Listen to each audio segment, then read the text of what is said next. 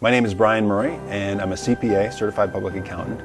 I also have designations related to my field of business valuation, which are an ABV, which means Accredited in Business Valuation, that's from the AICPA, and then another designation called a CVA, Certified Valuation Analyst, from the NACVA. I started Murray & Roberts back in 1997 after working in a corporate career for about 7 years. And we're primarily just offering services to small business owners, tax returns, payroll services, sales tax. And we built that firm for a couple years, acquired the business services practice of Dennis Penny in 1998, and then acquired a tax practice from him again in 2000. And then as the business grew, I knew that I needed to hire more people, so we actually merged with the Roberts & Roberts firm in 2006. The original principles of Roberts & Roberts, or Travis Roberts' firm, actually still apply today. Expertise and service. Even though technology has changed our industry a lot, we have faster means of communication with our clients, better software, bigger computers. The fact is, those are all just tools to offer those same two things: expertise and quality of service. It's one of the key principles that we have employed in building our firm and within the firm in our operations is specialization. Many years ago, we decided to limit the areas of practice that we're going to offer here at Murray & Roberts CPA firm. So Murray & Roberts CPA firm doesn't want to be your estate planner. We do estate tax services, but we don't want to do your estate plan. We're going to refer that to an attorney. We don't do your financial advisory services. We're going to let the professional financial advisors do that. We're not going to sell you insurance. We don't do financial statement audits. We do income tax audits, but we don't do financial statement audits. And basically what we've done is limit the number of services we offer to specifically income tax related, sales tax, payroll tax, and business related services, business consulting, business valuation, so that we can be the very best in those niches. As well as within the firm, each of our practitioners gets their area of specialization as well.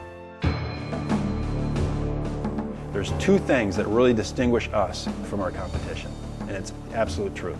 First is research. We do our own research.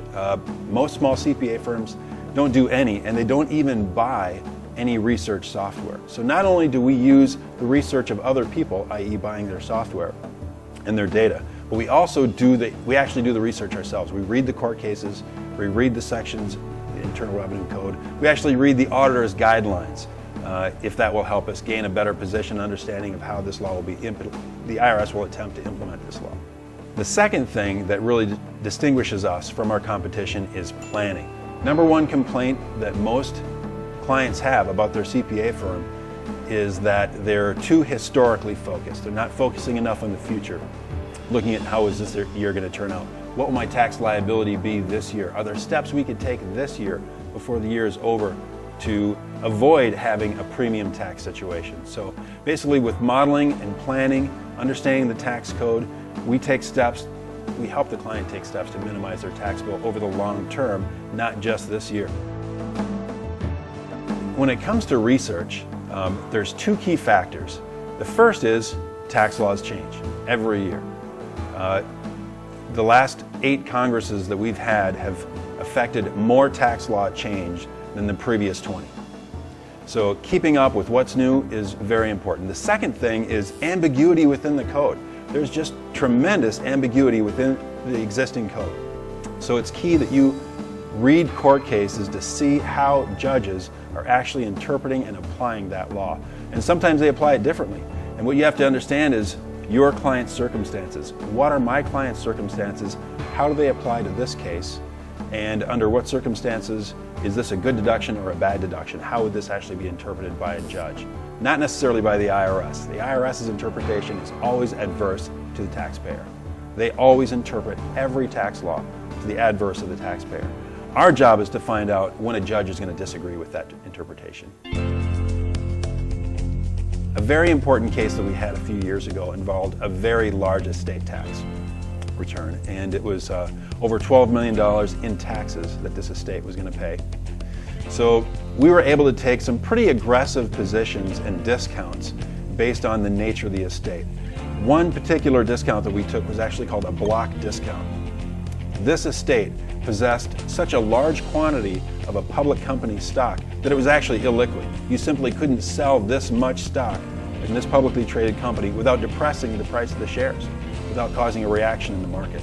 Ultimately, when the tax return was audited due to the $12 million amount of tax, we contracted with outside firms to help us justify statistically the value of that blockage discount. And ultimately, we won a 3% blockage discount on that estate, which saved the estate over $700,000 in tax. What I get out of this personally is there's a certain feeling of gratification that you get when you know you helped a business owner move their business forward, you help them save money, you help them build their big business and help it become better. You help them increase the value of their business through your service.